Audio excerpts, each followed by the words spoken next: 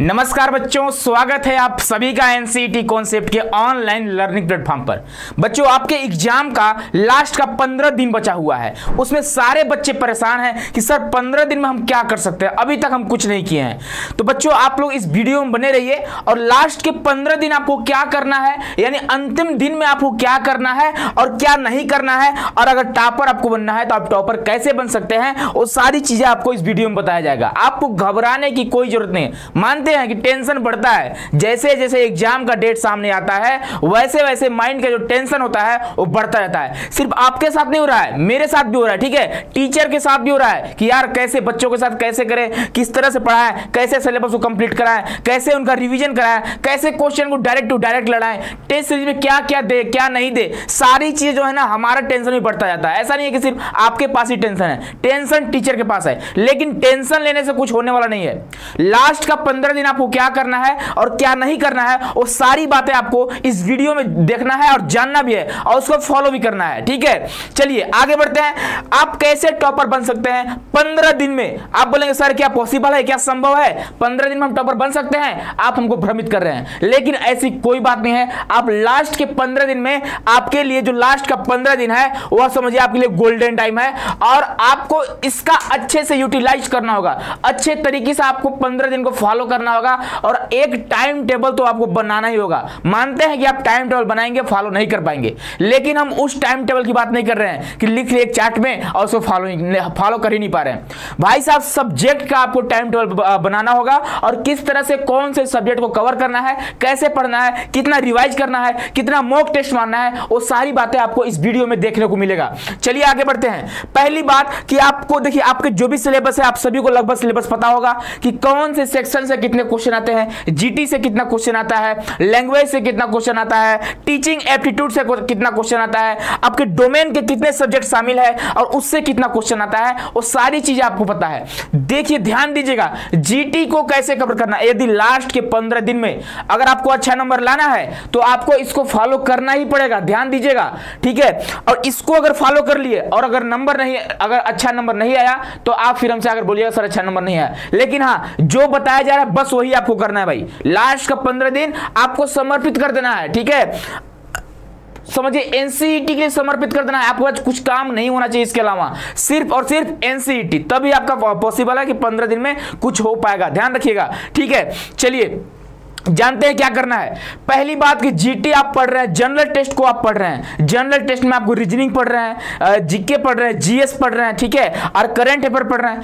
याद रखिएगा आपको ज्यादा से ज्यादा क्वेश्चन लपेटने की जरूरत है। जितना अधिक क्वेश्चन आप कर सकते हैं उतना अधिक क्वेश्चन करिए जीटी के लिए। जीटी के लिए ध्यान रखिएगा, जो आप पिछला पढ़े हुए हैं उसका रिवाइज तो करना ही करना है, लेकिन जितना अधिक क्वेश्चन आप कर सकते हैं, स्टैटिक पार्ट को आप जितना अधिक कवर कर सकते हैं उतना अधिक कवर करिए। रीजनिंग के जो भी टॉपिक पूछे जाते हैं आपके सूरज सर वो करा रहे हैं, सारे चीजों को आप अच्छे से करिएगा। जीटी में आपका एक भी क्वेश्चन गलत नहीं होना चाहिए, इन द सेंस अगर करंट से क्वेश्चन आ गया, कहीं और से पूछ लिया, मानते हैं कि एक दो क्वेश्चन गलत हो जाएगा कोई बात नहीं, लेकिन ज्यादा से ज्यादा क्वेश्चन आपका जीटी में सही होना चाहिए। इसके लिए आपको ज्यादा से ज्यादा क्वेश्चन अटेम्प्ट करना होगा और ज्यादा से ज्यादा क्वेश्चन की प्रैक्टिस करनी होगी और ज्यादा से ज्यादा आपको मॉक टेस्ट देना होगा। इस बात का आप लोग विशेष ध्यान रखिएगा, क्योंकि जीटी एक ऐसा सब्जेक्ट है कि आप जितना ज्यादा क्वेश्चन करेंगे, जितने ज्यादा क्वेश्चन की प्रैक्टिस करेंगे, उतना ही ज्यादा आप क्वेश्चन वहां पे सही करके आएंगे। इस बात का आप लोग विशेष ध्यान रखिएगा। मॉक टेस्ट की बात हम लोग लास्ट में करने वाले हैं, उसके बाद हम लोग बात करेंगे लैंग्वेज का। तो लैंग्वेज हर बच्चा का ठीक ठाक होता है। जो भी आप लैंग्वेज को चूज किए होंगे, मान लीजिए आप हिंदी चूज किए हैं, इंग्लिश चूज किए हैं, हिंदी और हिंदी चूज किए हैं, इंग्लिश और इंग्लिश चूज किए हैं, जो भी आप लैंग्वेज चूज किए होंगे, लैंग्वेज समझिए सबसे आसान क्वेश्चन लैंग्वेज से पूछे जाते हैं। तो लैंग्वेज में समझिए आपको लगभग 90% नंबर लाना होगा। उसके लिए आप ज्यादा से ज्यादा प्रैक्टिस करिए। जो भी आपको क्लास में दिया जा रहा है, जो भी टास्क दिया जा रहा है उसको कंप्लीट करिए और अच्छे से उसका रिवाइज करिए। अगला है टीचिंग एप्टीट्यूड। टीचिंग एप्टीट्यूड के लिए आपको टेंशन नहीं लेना है, ध्यान रखिएगा।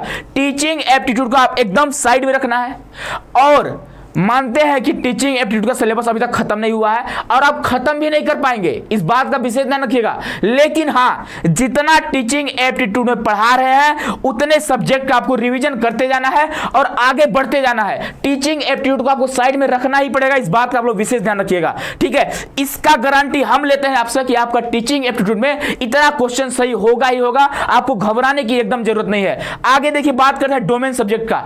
तो डोमेन सब्जेक्ट एक ऐसा सेक्शन आपका है जहां पे कोई भी बच्चा का अच्छा नंबर नहीं आएगा, इस बात का आप लोग विशेष ध्यान रखिएगा। डोमेन में कोई भी अच्छा प्रदर्शन नहीं कर पाएगा।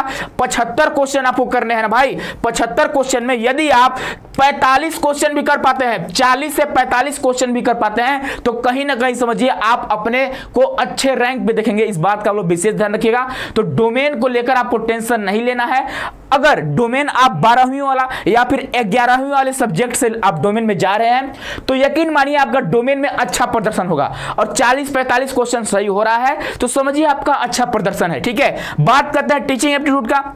तो देखिए, अब ऐसा मत सोचिए कि सर सारे सब्जेक्ट हम रिवीजन कर रहे हैं, अब टीचिंग एप्टीट्यूड का कैसे रिवीजन करें। भाई साहब, 2 यूनिट खत्म हुआ है कि नहीं, 2 यूनिट खत्म हुआ है, उसको अच्छे से रिवाइज करिए और आगे जो भी आपको यूनिट कराए जा रहे हैं उसको आप साथ में पढ़िए और पिछला रिवीजन करिए, फिर अगला पढ़िए, पिछला रिवीजन करिए। टीचिंग एप्टीट्यूड को आपको लगभग 8 जून तक पढ़ना, याद रखिए 8-9 जून तक आपको नए नए टॉपिक पढ़ना है। रिवीजन की बात नहीं कर रहे हैं, 8 से 9 मई तक आपको टीचिंग एप्टीट्यूड लगभग पढ़ना ही पढ़ना है, क्योंकि इसमें आपको ज्यादा चीज आपको गेन करना है।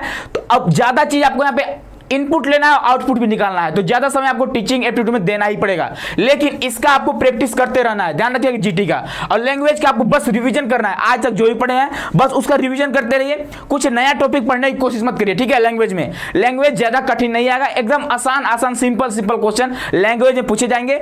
आप बड़े बड़े क्वेश्चन पढ़ के अपना टाइम को वेस्ट मत करिएगा, ठीक है। ये आपका समझिए मेन स्ट्रेटजी होना चाहिए। डोमेन को लेकर आपको भाई माइंड में टेंशन नहीं बढ़ाना है कि सर डोमेन हमारा नहीं हो पा रहा है, बाकी सब तो हो गए, कहां हुए भाई। आप पहले टेस्ट तो दीजिए, इन सब का टेस्ट दीजिए और अगर अच्छा नंबर आ रहा है तब बोलिए ना कि मेरा सब तैयार हो गया, डोमेन नहीं हुआ है। आप डोमेन का टेंशन लेकर बैठे हुए हैं, बाकी चीज आपका तैयार ही नहीं है। सिलेबस कंप्लीट है लेकिन रिवीजन नहीं है।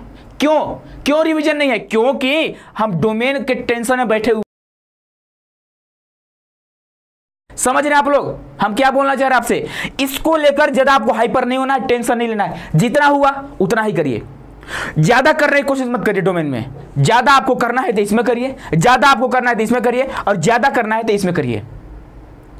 और हाँ, लास्ट के 15 दिन में आपको ज्यादा से ज्यादा क्वेश्चन अटेम्प्ट करने हैं और आपको टेस्ट सीरीज मॉक टेस्ट जरूर देना है, याद रखिएगा। यदि आप मॉक टेस्ट नहीं दे रहे बच्चे तो समझिए कहीं ना कहीं आप अपने आप को अंधकार में डाल रहे हैं, क्योंकि आपको अपना हैसियत पता होना चाहिए, याद रखिएगा। अब मॉक टेस्ट से अपना हैसियत पता होता है, इस बात का आप लोग विशेष ध्यान रखिएगा।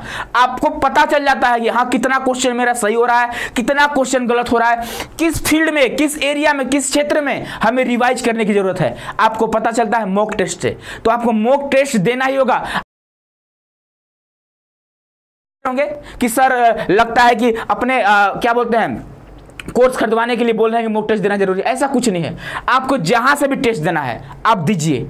आप किसी बुक को उठा लीजिए, वहां से आप क्वेश्चन को आंसर को उठा लीजिए और क्वेश्चन का प्रैक्टिस करिए। आप वैसे भी मॉक टेस्ट दे सकते हैं, लेकिन उससे आपके अंदर का जो डर होता है, जो फियर होता है, वो दूर नहीं हो पाएगा। आपको समझिए एग्जाम हॉल वाली फील आपको अपने रूम में लेना है। तो जो एनसीटी कॉन्सेप्ट है आप सभी के लिए मॉक टेस्ट लेकर आया हुआ है, जो कि कल वाले घोषणा में आप सभी को बता दिया गया है कि आप लोग जाइए टेस्ट सीरीज को परचेज करिए और आराम से आप टेस्ट दीजिए। और जो भी बच्चे कोर्स में जुड़े हुए हैं उनको नहीं टेस्ट सीरीज परचेज करना है, उनको टेस्ट सीरीज मिल जाएगा। और हाँ, आपको यह भी बताया गया है कि जो प्रथम 50 स्टूडेंट होंगे, जो पहले 50 स्टूडेंट होंगे, उनको 20% का डिस्काउंट दिया गया है, ठीक है। अभी 10-15 सीट और खाली है। देखिए 249 रुपए जो है कि हमारे टेस्ट सीरीज का प्राइस है, जिसमें आपको बीए, बीएड, बीएससी, बीएड 249 में 5 मॉक टेस्ट आपको दिए जाएंगे। जीटी रहेगा, 2 लैंग्वेज रहेगा, एक टीचिंग एप्टीट्यूड रहेगा और 8 डोमेन रहेगा। याद रखिएगा, आपका डिमांड था कि सर डोमेन रहेगा कि नहीं रहेगा, तो 8 डोमेन भी शामिल होंगे। तो आप जरूर से जरूर मॉक टेस्ट दीजिए। जाइए सीयूईटी कॉन्सेप्ट ऐप पर सर्च करिए, सीयूईटी कॉन्सेप्ट, ऐप है, वहां पे जाइए, वहां पे टेस्ट सीरीज के सेक्शन में जाइएगा, यहाँ पे आपको ऐसा इंटरफेस खोलकर मिलेगा, बस सेम टू सेम ऐसा ही मिलेगा। आप जाइए यहाँ पे get this course, coupon code का यूज करिए। कूपन कोड में आपको CUT कॉन्सेप्ट 20 यूज करना है। क्या करना है? कॉन्सेप्ट 20 आपको यूज करना है और आराम से आप डिस्काउंट पा सकते हैं। लेकिन हाँ, प्रथम 50 स्टूडेंट के लिए ऑफर है कि 20% का डिस्काउंट है, अन्यथा आपको 249 पेमेंट करने होंगे।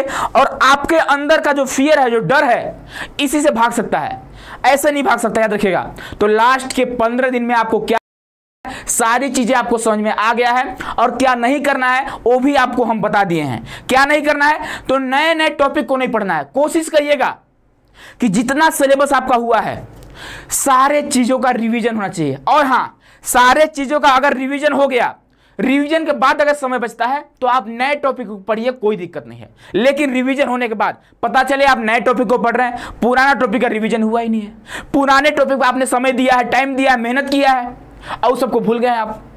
बस रिवीजन करने की जरूरत है, आप रिवीजन नहीं कर पाए। यकीन मानिए, मेरे साथ भी ऐसा ही हुआ है, हर बच्चे के साथ यही होता है। लास्ट टाइम में लोग टेंशन में चले जाते हैं, डिप्रेशन में चले जाते हैं, यार कैसे होगा, कैसे एग्जाम क्रैक होगा। भाई साहब, एक रास्ता है रिवीजन। आपसे ज्यादा कोई नहीं पढ़ा, ध्यान रखिएगा। आप बहुत ज्यादा पढ़ लिए हैं, आप अपने आप को समझिए कि हम बहुत ज्यादा पढ़ लिए हैं, बस हमको रिवीजन करना है। और कोई ना कोई आपसे ज्यादा रिवीजन कर रहा होगा और आपसे अच्छा नंबर लाएगा। इसीलिए बोल रहे हैं कि आपको ज्यादा से ज्यादा रिवीजन करने की जरूरत है। इस बात का आप लोग विशेष ध्यान रखिएगा। ठीक है साथियों, मिलते हैं अगले वीडियो में। आज जो क्लास होगा, आज आपके ऐप पे क्लास होंगे, जो पेड कोर्स में बच्चे जुड़े हुए हैं, ऐप पे क्लास होगा 8:30 बजे। 8:30 बजे सभी बच्चे जुड़िएगा, ठीक है। और जो भी आपका क्वेरी वगैरह होगा, जो भी डाउट होगा, आप पूछ सकते हैं, है ना भाई। चलिए मिलते हैं अगले वीडियो में, तब तक के लिए आप सभी को बहुत सारा प्यार, बहुत सारा आशीर्वाद। खूब मेहनत करिए, 15 दिन अब जी जान लगा दीजिए। सिर्फ NCET, इसके अलावा आपको कुछ दिखना नहीं चाहिए। सिर्फ आपके सामने NCET दिखना चाहिए, टाइम टेबल दिखना चाहिए, आपका स्ट्रेटजी दिखना चाहिए, स्मार्ट स्ट्रेटजी दिखना चाहिए। ये नहीं कि आप हार्ड वर्क करते जा रहे हैं, स्मार्ट वर्क कर ही नहीं रहे हैं। इस बात का आप लोग विशेष ध्यान रखिएगा। पढ़ने को सब पढ़ता है भाई, पढ़ने अपने औकात पर सब पढ़ते हैं। लेकिन आपको यदि सिलेक्शन लेना है, यदि आपको अच्छे यूनिवर्सिटी से BSc BEd BA BEd करना है, तो आपको अपने औकात से थोड़ा ज्यादा पढ़ना होगा। इस बात का आप लोग विशेष ध्यान रखिएगा, तभी आप भीड़ से अलग जाएंगे। आपको भीड़ से अलग दिखने के लिए आपको भीड़ से अलग करना भी पड़ेगा। इस बात का आप लोग ध्यान नहीं देते हैं। आप बस चाहते हैं कि हम भीड़ का हिस्सा ना बने। भाई, भीड़ के हिस्सा नहीं बनने के लिए आपको भीड़ का अलग भी कुछ काम करना होगा ना जी। इस बात का विशेष ध्यान रखिएगा, ठीक है। चलिए बच्चों, मिलते हैं अगली वीडियो में। तब तक के लिए आप सभी को बहुत सारा प्यार। आप ज्यादा से ज्यादा टेस्ट सीरीज दीजिएगा, ठीक है। आप यहां से नहीं लेना चाहिए, कोई बात नहीं, जहां से आपको टेस्ट सीरीज मिल रहा है आप वहां से करिए। लेकिन लास्ट टाइम में अधिक से अधिक, ज्यादा से ज्यादा आप टेस्ट दीजिए, मॉक टेस्ट दीजिए, क्वेश्चन अटेम्प्ट करिए, क्वेश्चन करिए, दबा के क्वेश्चन मारिए। जितना क्वेश्चन मारना उतना क्वेश्चन मारिए, ज्यादा से ज्यादा क्वेश्चन मारने की कोशिश करिए, क्योंकि हूबहू क्वेश्चन लड़ जाएंगे भाई। और लास्ट टाइम का जो क्वेश्चन मारे रहते हैं ना, वो माइंड में बैठा रहता है। मान लीजिए कोई क्वेश्चन गलत कर रहे हैं आप, तो वो क्वेश्चन जो होता है ना, आपके माइंड में बैठ जाता है। और एग्जाम में यदि क्वेश्चन आ गया तो गलत नहीं होता है, सही होता है। इसीलिए बोल रहे ज्यादा से ज्यादा क्वेश्चन करिए और एग्जाम में अच्छा से नंबर लाइए, अच्छा नंबर आएगा, यकीन मानिए, ठीक है। तो आप ज्यादा से ज्यादा क्वेश्चन अटेम्प्ट करिए, क्योंकि लास्ट टाइम में जो क्वेश्चन करे रहते हैं वो आपके माइंड में बैठा रहता है, वो आपको याद रहता है, ठीक है बच्चे।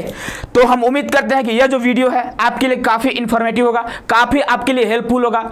यदि आपके लिए हेल्पफुल है बच्चों, तो आप लोग यदि पहली बार NCET कॉन्सेप्ट से विजिट, तो आप चैनल को जरूर सब्सक्राइब करिएगा और बेल आइकन को प्रेस कर लीजिएगा, ताकि कोई भी इंफॉर्मेशन हो, कोई भी नोटिफिकेशन हो, कोई भी जानकारी हो, सबसे पहले आप सबसे सटीक आप तक पहुंचे। इसीलिए आप लोग बेल आइकन को जरूर प्रेस करिएगा, ठीक है। मिलते हैं अगले लेक्चर में, मतलब अगले वीडियो में। तब तक के लिए आप सभी को बहुत सारा प्यार, बहुत सारा आशीर्वाद, बहुत मेहनत करिए बच्चों। बहुत बहुत धन्यवाद।